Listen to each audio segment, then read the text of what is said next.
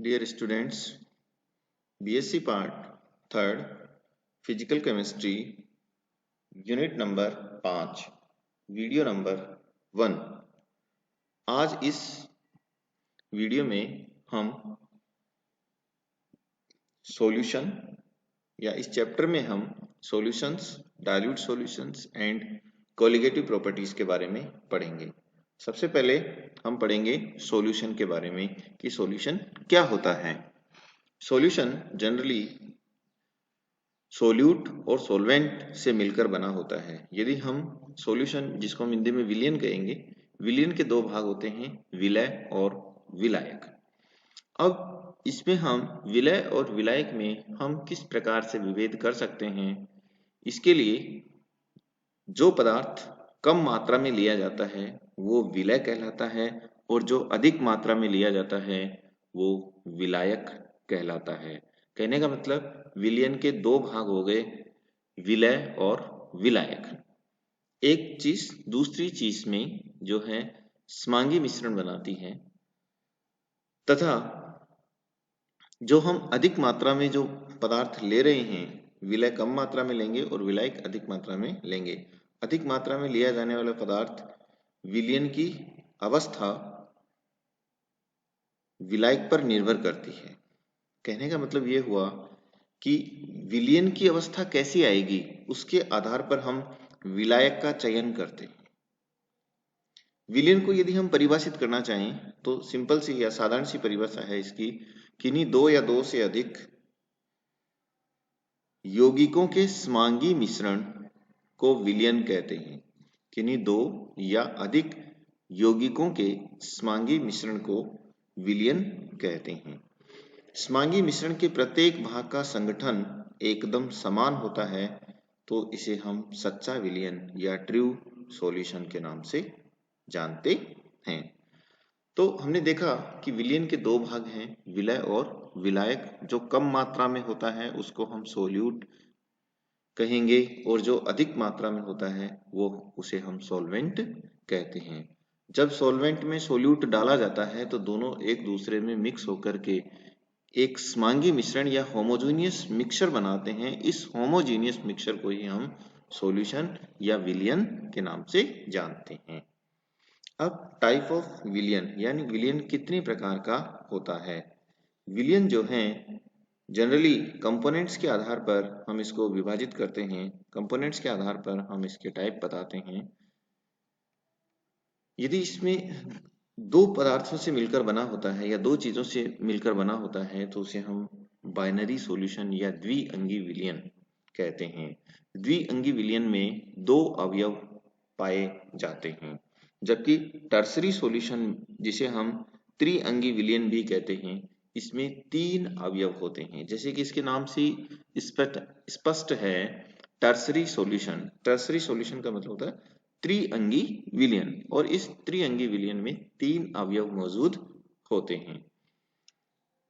अगला पार्ट इसका है टेट्रानरी सॉल्यूशन या चतुरंगी विलयन। चतुरंगी विलयन में चार अवयव मौजूद होते हैं। तो जब सॉल्यूशन बनता है तो हम ये जानते हैं कि कम से कम दो अवयव उसमें अवश्य होते हैं, विलय और विलायक। तो इसके आधार पर अगर केवल दो अवयव होते हैं तो इसको हम बाइनरी सॉल्यूशन कहेंगे। अगर तीन अवयव मौजूद होते हैं तो टर्सरी सॉल्यूशन कहेंगे, और चार अगर मौजूद होते हैं अवयव तो उसे हम टेट्रानरी या चतुरंगी विलयन कहते हैं। बात करते हैं द्रव विलयन की। जब किसी विलयन में विलायक के रूप में कोई द्रव पदार्थ हो तो ऐसे विलयनों को द्रव विलयन कहते हैं। इसमें यदि हम विलायक के रूप में द्रव काम में ले रहे हैं, विलायक के रूप में यदि हम द्रव काम में ले रहे हैं तो विलयन जो बनेगा वो भी द्रव बनेगा, अतः हम इसको द्रव विलयन के नाम से जानते हैं। तो जब किसी विलयन में विलायक के रूप में कोई द्रव पदार्थ हो तो ऐसे विलयनों को द्रव विलयन कहते हैं। ये तीन प्रकार के होते हैं। गैसों का द्रवों में विलयन, गैस द्रव में घोल दी जाए, गैसों का द्रवों में विलयन, तो भी हमारी जो अवस्था है वो द्रव ही रहेगी। द्रवों का द्रवों में विलयन, तो भी अवस्था जो है द्रव ही रहेगी। और ठोसों का द्रवों में विलयन, यदि यहाँ पर विलयन अधिक मात्रा में हो, उस स्थिति में जो सोल्यूट होता है, जो ठोस सोल्यूट होता है या विलय होता है, वो द्रव अवस्था में घुल जाता है। तो इसके लिए जो है हम विलयन शब्द प्रयुक्त करते हैं। अब हम बात करते हैं राउल्स का नियम या राउल्ट का नियम। राउल्ट का नियम समझने के लिए इसकी हम परिभाषा पर हम थोड़ा ध्यान देते हैं। इसकी परिभाषा है किसी अवाष्पशील विलय पदार्थ के विलयन का वाष्प दाब, जिसे हम PS से डिनोट करते हैं, उसमें उपस्थित विलायक की मोल भिन्न x नॉट के समानुपाती होता है। एक बार हम इसको समझ लें, फिर दोबारा बात करेंगे हम इसमें। फिर से परिभाषा देखिए, किसी अवाष्पशील विलय के विलयन का वाष्प दाब, किसी अवाष्पशील विलय पदार्थ के विलयन का वाष्प दाब जिसको PS कहा है, उसमें उपस्थित विलायक के मोल भिन्न x नॉट के समानुपाती होता है। यानी PS समानुपाती है x नॉट।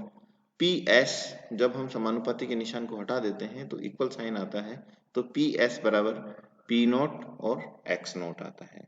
P नॉट जो है शुद्ध विलायक का वाष्प दाब होता है।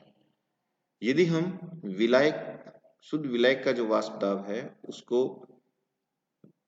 विलायक की मोल भिन्न से यदि हम मल्टीप्लाई करें तो ये चीज हमें मिल जाती है। तो PS जो है विलयन का जो वाष्प दाब यदि हम निकालना चाहें तो P नॉट को x नॉट से मल्टीप्लाई करके हम इसे प्राप्त कर सकते हैं। अब ये होता क्या है, जैसे फिर से देखिए, इसमें वाष्पशील विलय पदार्थ की स्थिति में विलयन का वाष्प दाब विलय तथा विलायक दोनों के वाष्प दाबों के योग के बराबर होता है। पहले यहाँ देखिए, ये जो आपको जहाँ क्रशर दिखाई दे रहा है, ये लेफ्ट में एक डायग्राम बना हुआ है। ये कोई भी इसमें जो है एक विलयन डाला हुआ है।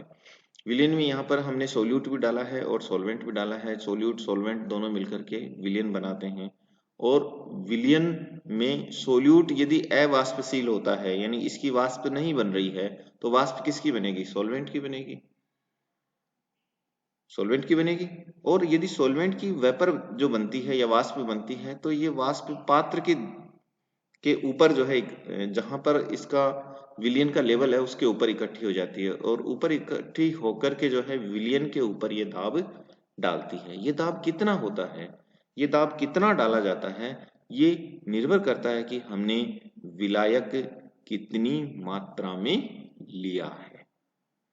तो हम इस राउल नियम को समझ सकते हैं कि अवाष्पशील विलय पदार्थ के विलयन का जो वाष्प दाब आएगा PS, वो विलायक की मोल भिन्न के समानुपाती होता है। यदि यहाँ पर सोल्यूट भी वाष्पशील है और सॉल्वेंट भी वाष्पशील है, तो उस स्थिति में दोनों के, चाहे वो विलय हो या फिर विलायक हो, विलय दोनों के जो हैं वाष्प दाबों के योग के बराबर होता है। अब इसको हम थोड़ा सा आगे समझते हैं कि मोल भिन्न क्या होती है। ये सारी चीजें हम आगे डिस्कस करते हैं। इसमें विलयन में यहां देखिए, विलयन में द्रव द्रव हैं, यानी कहने का मतलब एक जो जिसको हम विलय कह दें और दूसरा है जो है हम उसको हम विलायक कह दें। तो एक पदार्थ है जिसके लिए मोलों की संख्या है Na, बी पदार्थ है उसके मोलों की संख्या है Nb। यदि हम A में जो है शुद्ध अवस्था में इसका वाष्प दाब Pa नॉट है तथा B पदार्थ के लिए शुद्ध अवस्था में वाष्प दाब Pb नॉट है, तो दोनों ही अवस्थाओं में हमने शुद्ध अवस्था में इनके वाष्प दाब ज्ञात कर लिए हैं। यदि जब हम दोनों को आपस में मिला देते हैं तब दोनों के आंशिक दाब Pa और Pb हो जाते हैं तथा इनकी जो मोल भिन्न होती हैं वो XA और XB, जिसको मोल फ्रैक्शन या मोल भिन्न के नाम से जानते हैं। सामान्यतः हम मोल भिन्न को सामान्यतः हम परिभाषित करते हैं। यहाँ देखिए पीछे राइट में देखिए, XA क्या होता है? Small n upon small n plus capital N, और XB होता है capital N upon small n plus capital N। यहाँ पर स्मॉल n क्या है? Number of moles of A, capital N है number of moles of B। दोनों का टोटल जो होता है small n plus capital N, दोनों का टोटल हो गया। तो एक्स ए बराबर small n upon small n plus capital N हो जाएगा। X B equals to capital N upon small n plus capital N हो जाएगा। यानी कहने का मतलब किसी अवयव की जो मोल भिन्न है उसमें कुल मोल भिन्नों का भाग दे देते हैं तो हमें उस अवयव की मोल भिन्न प्राप्त हो जाती है। तो ये हुआ हमारा मोल भिन्न। इसी तरह से एक्स बी यदि हम निकालना चाहें तो एक्स बी में अपने लिए आ जाएगा कि बी के मोल अपॉन कुल मोल, तो टोटल जो है इससे हमें मोल भिन्न प्राप्त हो जाएगी। अब राउल का नियम ये कहता है कि जो जिसकी वेपर बन सकती है उसके हिसाब से चाहे तो वो विलय हो चाहे विलायक हो, तो उस स्थिति में जो है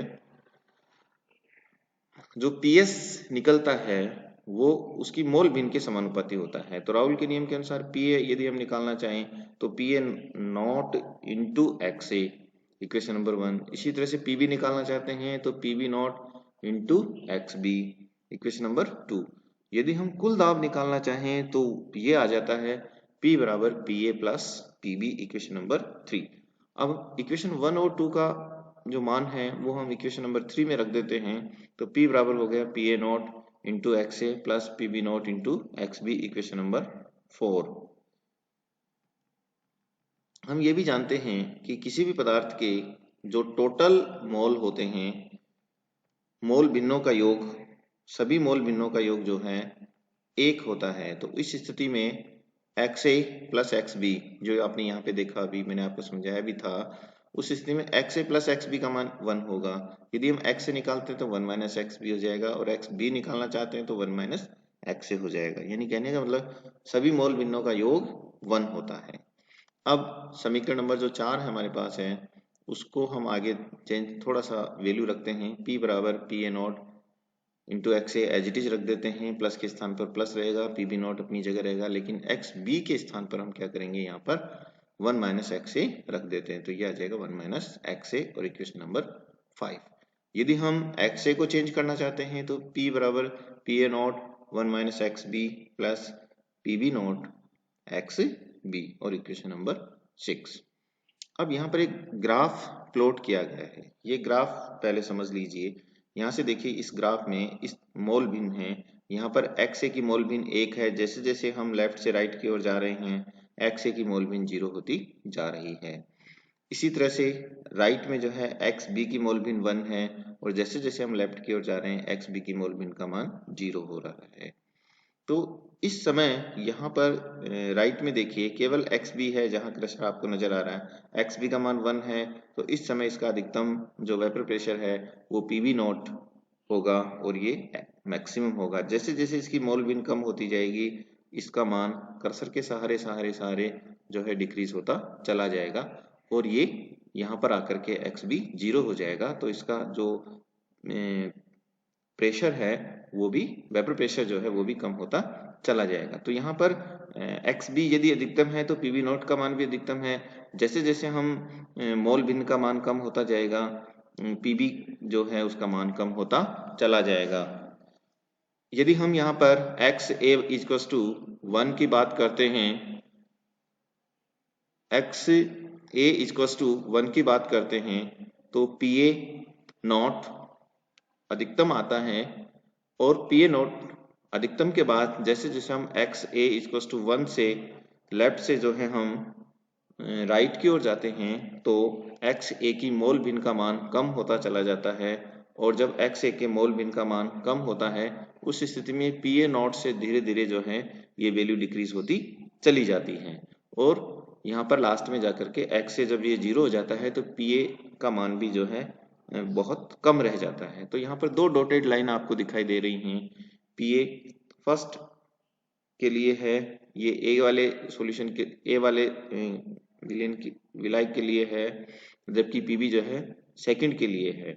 तो यदि किसी विलयन के लिए पीए या पीबी को एक्स ए या एक्स बी के विरुद्ध आलेखित किया जाए तो फर्स्ट या सेकंड प्रकार के सीधी रेखा में वक्र प्राप्त होते हैं।